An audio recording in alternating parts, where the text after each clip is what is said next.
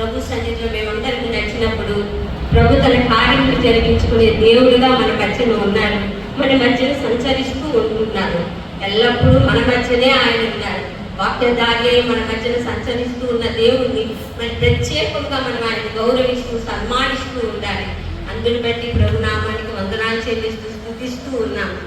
ప్రత్యేకించి 78వ స్వాతంత్ర దినోత్సవం మనకు వచ్చే ఉన్నది. కానీ స్వాతంత్రం అయితే మనకి వచ్చింది, కానీ మన జీవితంలో స్త్రీగా ఉన్న మన జీవితంలో సంతోషం లేదు.